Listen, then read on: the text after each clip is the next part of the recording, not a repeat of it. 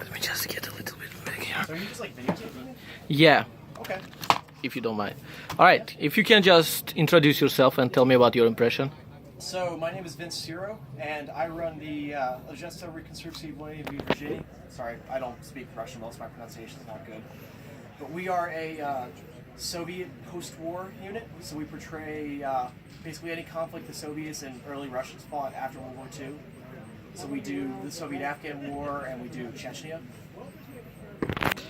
All right, so my question is, why you decided to do that reenactment of all other possible things to do here? I mean, with all the possibilities. I honestly, we started out with Afghanistan because I read, I picked up a book at the library or at the bookstore about Afghanistan. I just found it a really interesting conflict, and we were already airsofting at this point, doing more modern Russian stuff.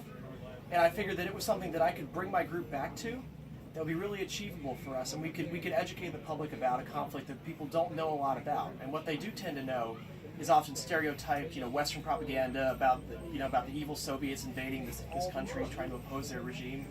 And I thought it'd be interesting to try to maybe clear up some of the misconceptions about the conflict. Gotcha. So, how you find out the Soviet or Russian army? I mean, your thoughts about that? My thoughts about it? Yeah. I don't know. I mean, I'm kind of ambivalent towards it. I'm a Russian studies.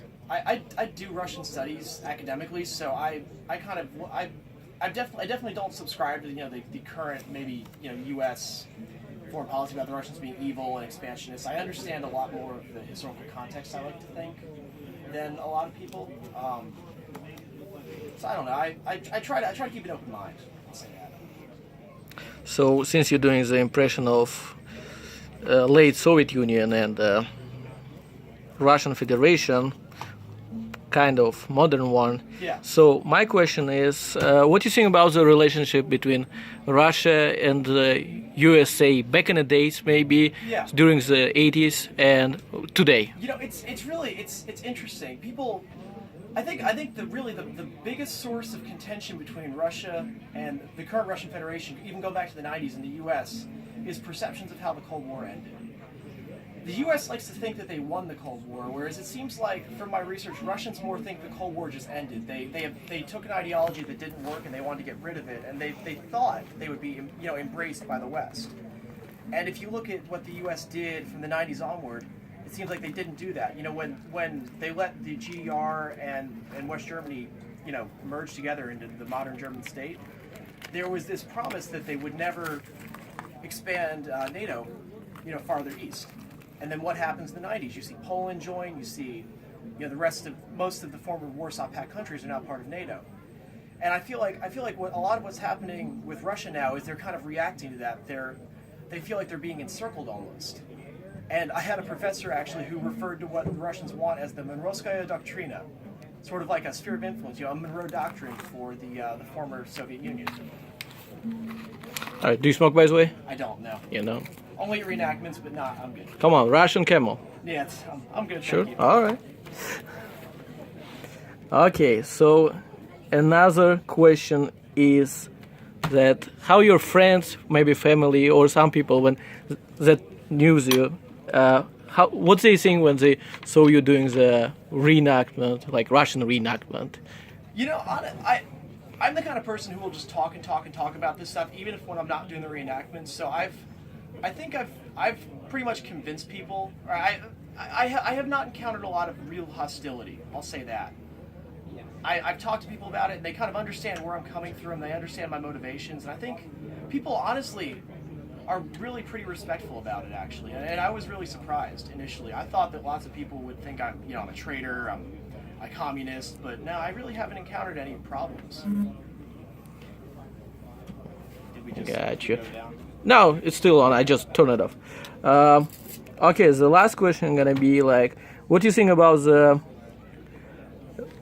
what regular average American thinks about the average Russian or Russia itself, like stereotypes and stuff like that?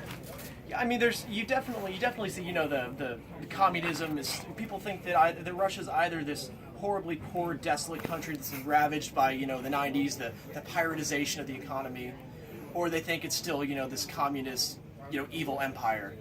And I think both of those are horribly silly to make and totally don't understand the context of the situation. But yeah, the Russian, you know, the Mother Russia, the Russian bear, those are definitely stereotypes that I still see. And I talk to people who think that's how things are, especially Cold Warriors. You know, people who served in the army in the 80s. You know, I got a lot of those guys at reenactments who talk about it like, you know, they were some horrible bad guy. And the best part is then those guys who went to Bosnia and talked to the Russian soldiers have totally different impressions once they actually see the soldiers who were, you know, were the other side of the Berlin Wall with them. Gotcha. All right. Thank you very much for your interview. It was a pleasure. Any other Russian words? You know, I took 2 years of college Russian, but Oh, come on. You probably miss all the classes, don't you? That's pretty neat. That's pretty neat. Overall, incorporating with our camp sometimes. Yeah. That's cool. But thank you anyway. Спасибо.